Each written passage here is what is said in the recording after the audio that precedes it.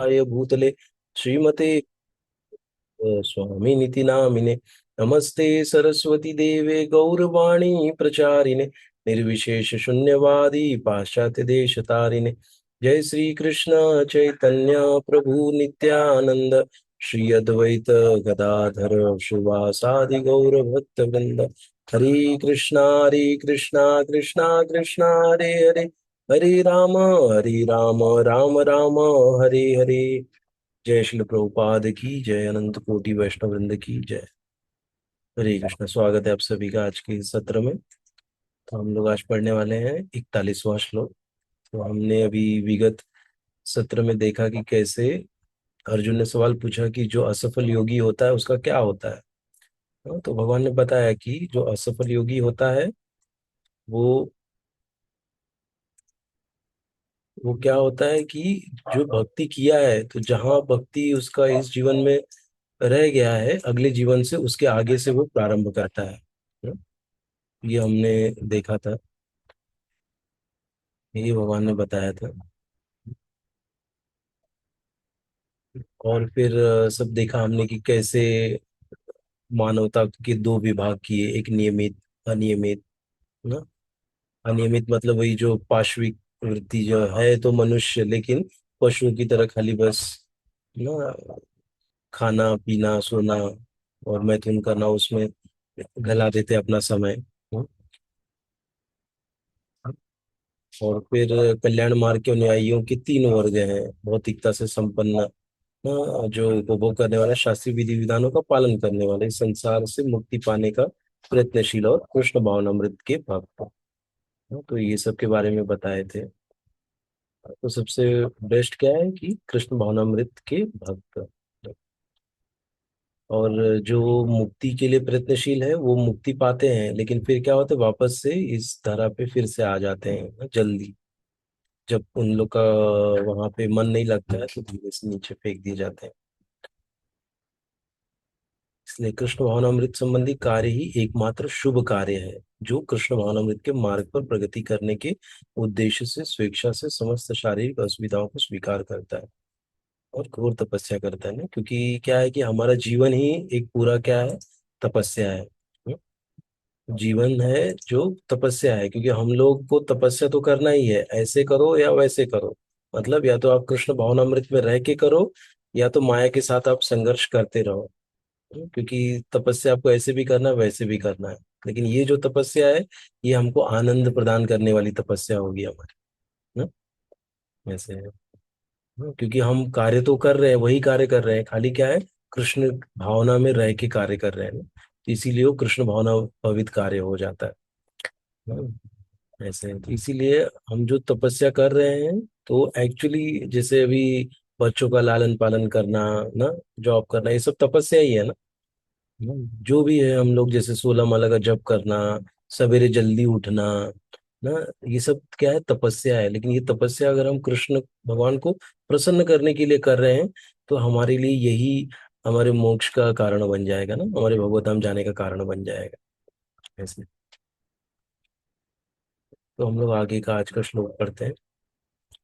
प्राप्य पुण्य कृताम लोकान अनुष्टिव अनुषि अनुषित्वा शाश्वती समाः शुरूचिनाम श्रीमताम गृहे योग भ्रष्टो अभिजायते। प्राप्य पुण्य कृताम लोकान अनुषित्वा शाश्वती समाः शुरूचिनाम श्रीमताम श- श- श्रु शुचिनाम श्रीमतां गृहे योग भ्रष्टो अभिजायते। प्राप्य पुण्य कृतां लोकान् अनुषित्वा शाश्वती ही समः शुचिनाम श्रीमतां गृहे योग भ्रष्टो अभिजायते। कोई पढ़ना चाहेगा?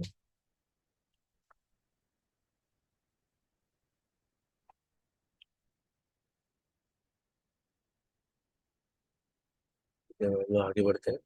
प्राप्य, प्राप्त करके, पुण्य कृताम, पुण्य कर्म करने वालों के, लोकान लोकों में, उषित्वा निवास करके। कृष्ण प्रभु जी। हाँ सॉरी। हाँ, श्लोका श्लोका प्लीज। हाँ। पढ़िए। हरे कृष्णा, दंडवत प्रणाम प्रभु जी। हाँ माता जी, दंडवत प्रणाम माता जी, पढ़िए। प्राप्य पुण्य कृतां लोकान् अ, लोकानुषित्वा शाश्वती समः शुचीना श्रीमती गृहे योग भ्रष्टोभिजायते।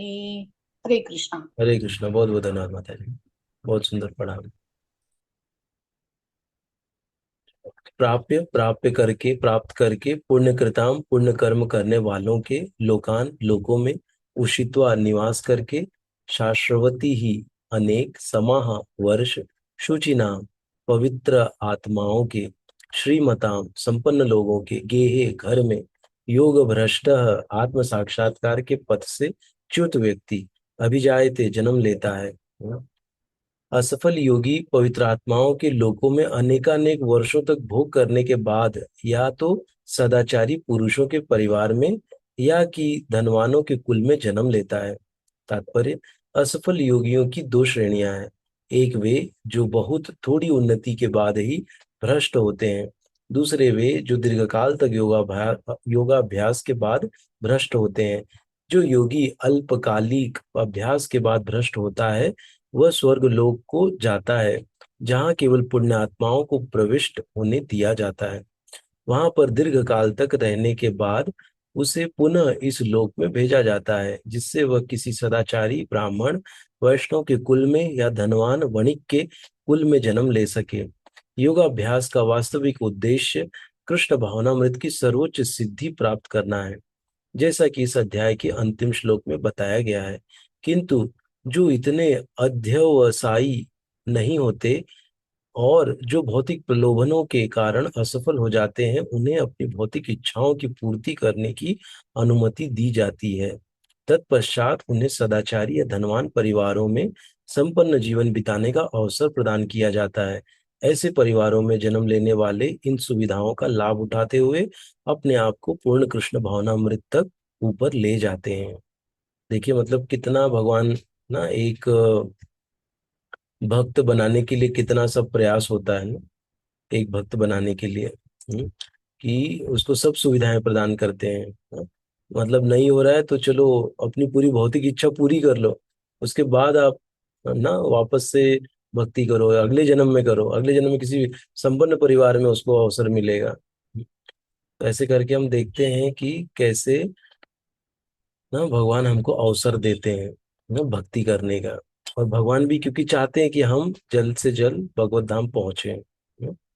एक स्पेशल रस होता है ना, जो कि भगवान भी हमारे साथ इंडिविजुअली वो रस का आदान प्रदान करना चाहते हैं, इसलिए भगवान चाहते हैं हम जल्दी से जल्द पहुंचे वहां पे।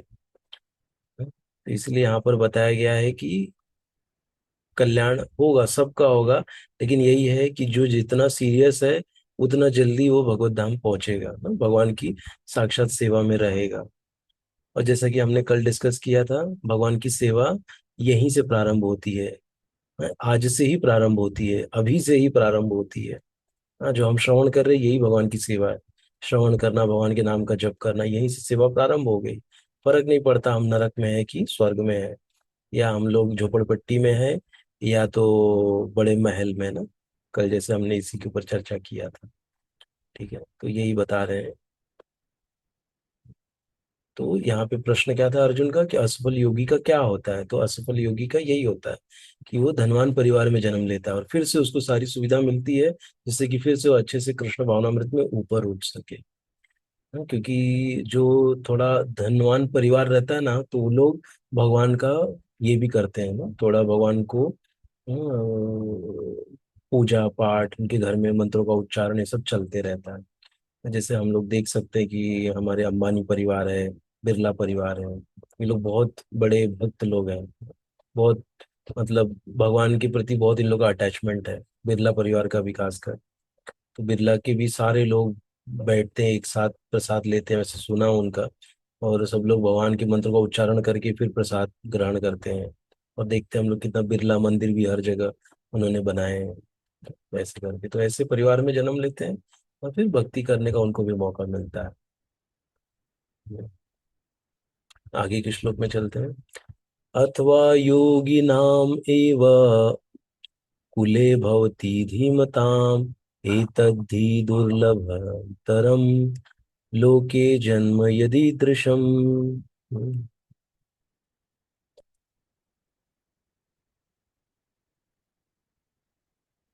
अथवा योगिनाम् एव कुले भवति धीमताम् एतद्धि दुर्लभतरम् लोके जन्म यदीदृशम् यद ईदृशम्। अथवा योगिनामेव कुले भवति धीमताम् एतद्धि दुर्लभतरम् लोके जन्म यदि यदि यद ईश्व ईदृशम्। अथवा योगिनाम् एव कुले भवति धीमताम् एतद्धि दुर्लभतरम् लोके जन्म यद ईदृशम्। कोई पढ़ना चाहेगा? यहाँ पे इसका स्टॉप होगा, कुले और लोके ना मिल रहा है इसलिए।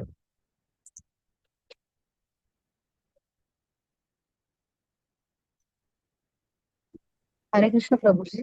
हाँ पढ़िए महाराज। अथवा योगी नामेव कुले भवति धीमताम् एतद्धि दुर्लभतरं लोके जन्म यदीदृशम्। थैंक यू महाराज, बहुत अच्छा पढ़ा। और कोई पढ़ना चाहेगा?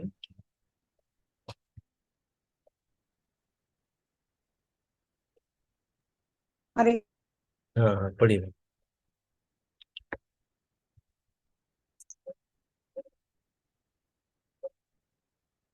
पढ़िए महाराज, आवाज नहीं आ रही आपकी। हरे कृष्णा।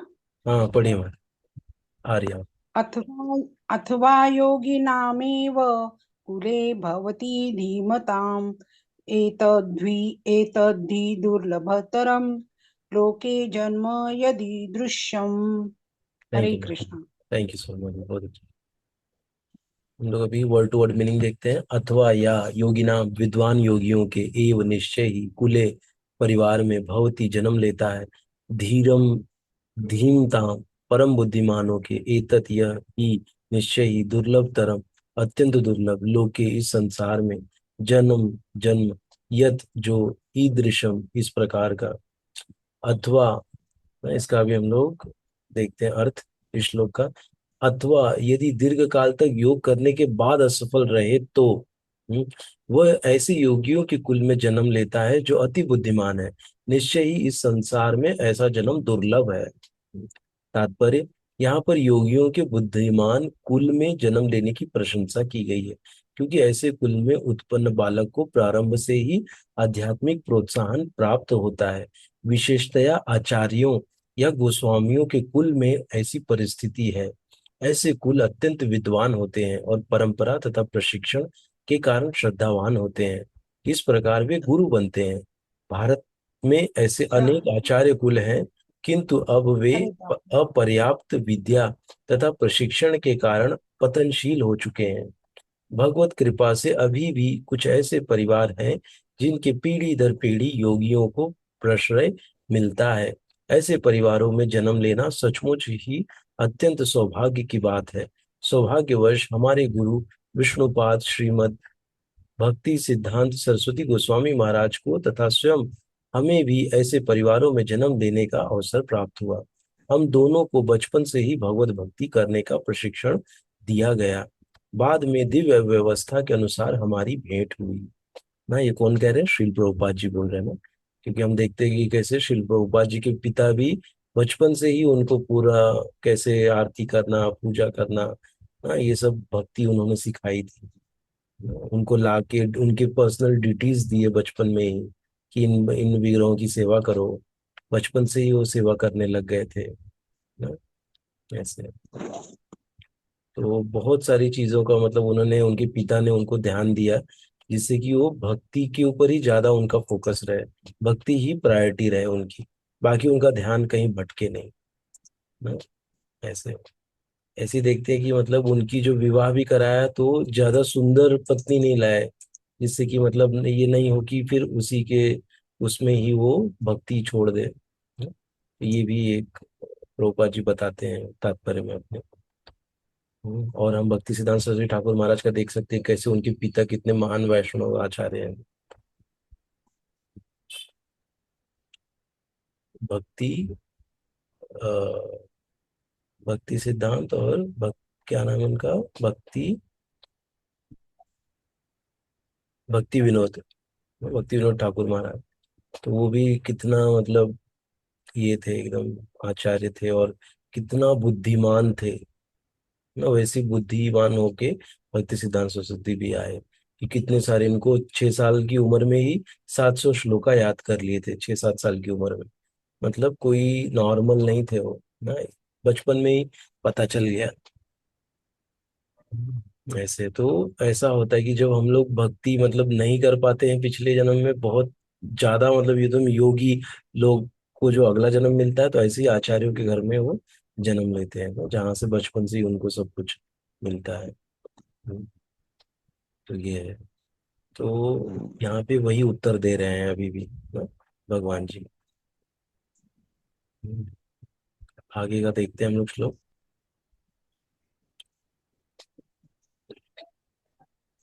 किसी को कोई प्रश्न है?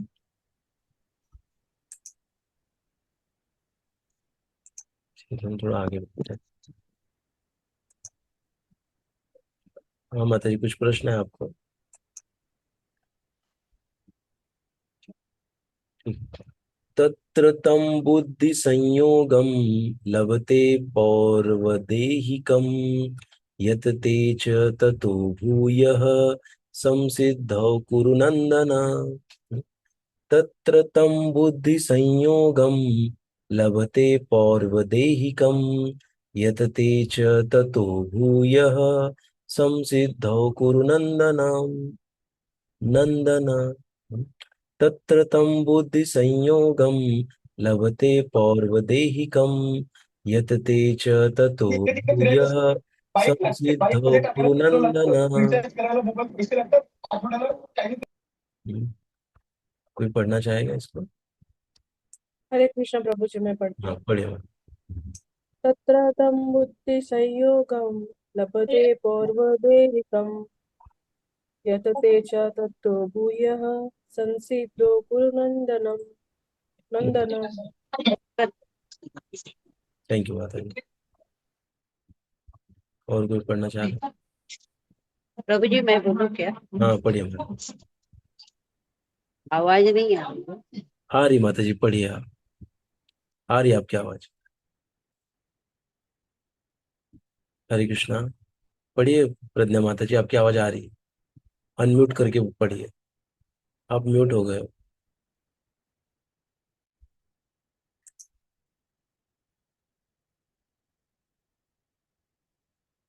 ठीक है, तो हम लोग आगे बढ़ते हैं।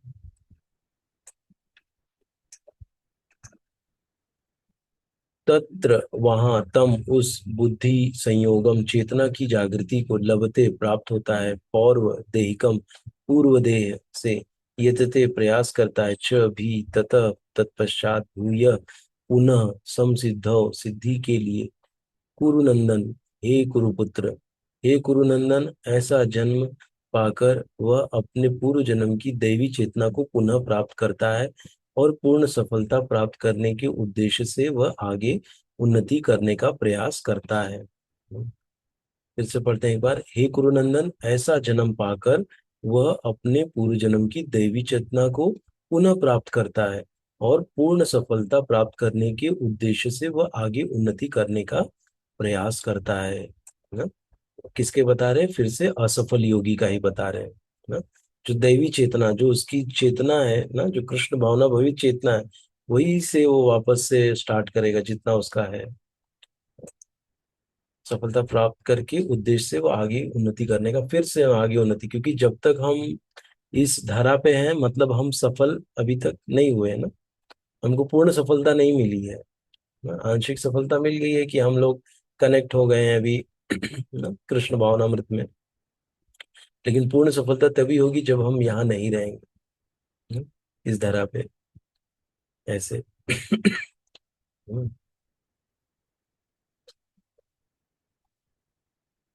तात्पर्य, राजा भरत जिन्हें तीसरे जन्म में उत्तम ब्राह्मण कुल में जन्म मिला, पूर्व दिव्य चेतना की पुनः प्राप्ति के लिए उत्तम जन्म के उदाहरण स्वरूप है। भारत भरत विश्व भर के सम्राट थे और तभी से यह लोक देवताओं के बीच भारतवर्ष के नाम से विख्यात है। पहले यह इलाव्रत वर्ष के नाम से ज्ञात था। भरत ने अल्पायु में ही आध्यात्मिक सिद्धि के लिए संन्यास ग्रहण कर लिया था, किंतु वे सफल नहीं हो सके।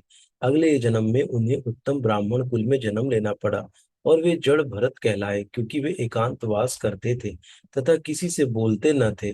बाद में राजा रघुगण ने इन्हें महानतम योगी के रूप में पाया। उनके जीवन से यह पता चलता है कि दिव्य प्रयास अथवा योगाभ्यास कभी व्यर्थ नहीं जाता। भगवत कृपा से योगी को कृष्ण भावनामृत में पूर्ण सिद्धि प्राप्त करने के बारंबार सुयोग प्राप्त होते रहते हैं। यही रहता है, भगवत कृपा यही है, बार बार हमको मौका मिलेगा ना।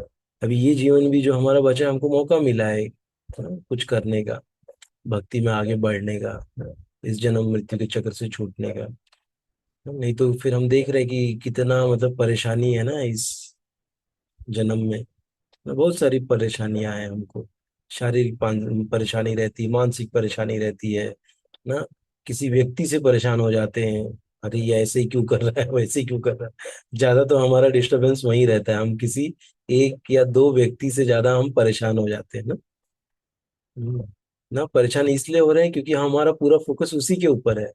फोकस थोड़ा हटा के अगर हम भगवान पे लगाएंगे तो फोकस से हट जाएगा ना। क्योंकि हमारा फोकस उसी पे, बार बार उसी के बारे में हम सोच रहे हैं ना। तो क्या हो रहा है, हम उसी के बारे में, जिसके बारे में सोचेंगे वही बार बार हमारे सामने आएगा ना। वही बार बार हमको थॉट भी आएगा, बार बार उसके बारे में सोचेंगे।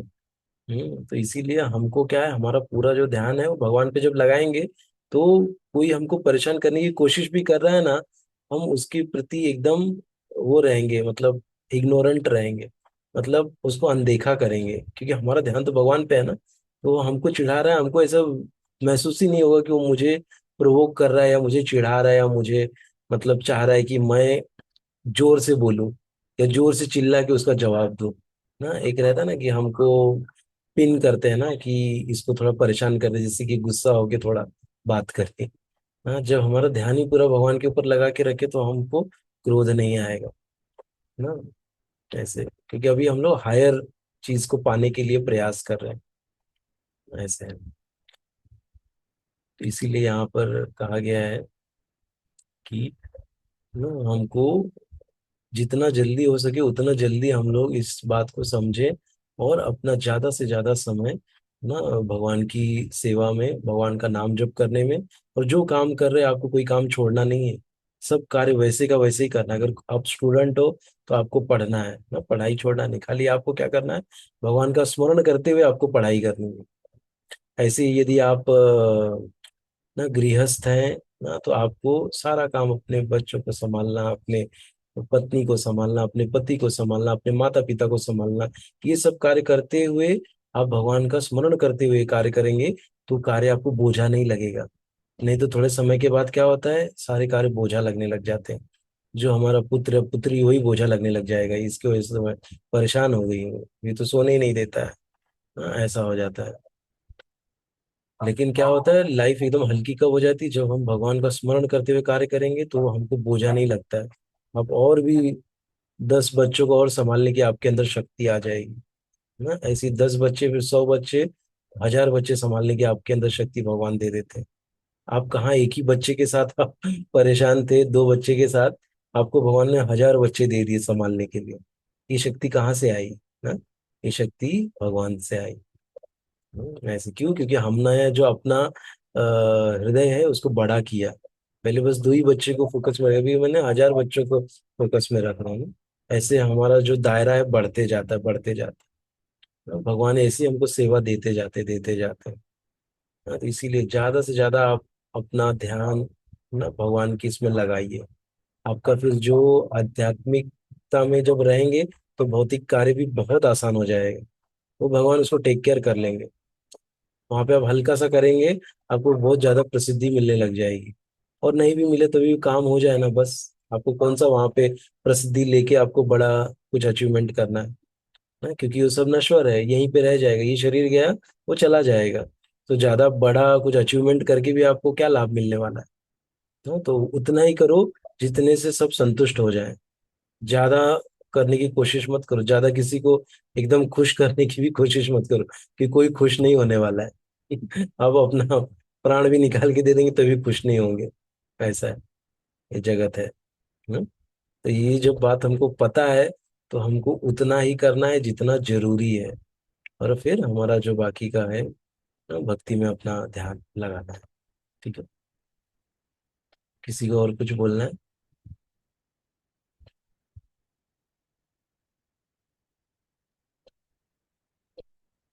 किसी को कुछ कमेंट है तो बोल सकते हैं।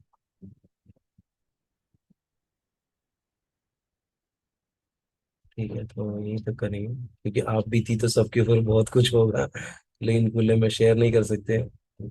लेकिन किसी को ऑनलाइन भी जो देख रहे हैं उनको भी कुछ क्वेश्चन रहेगा, वो डाल सकते हैं ना, कुछ आपका भी कुछ रियलाइजेशन रहेगा, वो शेयर कर सकते हैं, जिससे कि हमको भी इससे मोटिवेशन मिले। हम्म, कोई प्रश्न तो डाल सकते हैं आप लोग। ठीक है, तो आज हम लोग यहीं तक पढ़ेंगे। कल अपरा एकादशी है, तो आप सबको अपरा एकादशी की अग्रिम शुभकामनाएं। और सब आप लोग उपवास रखिए।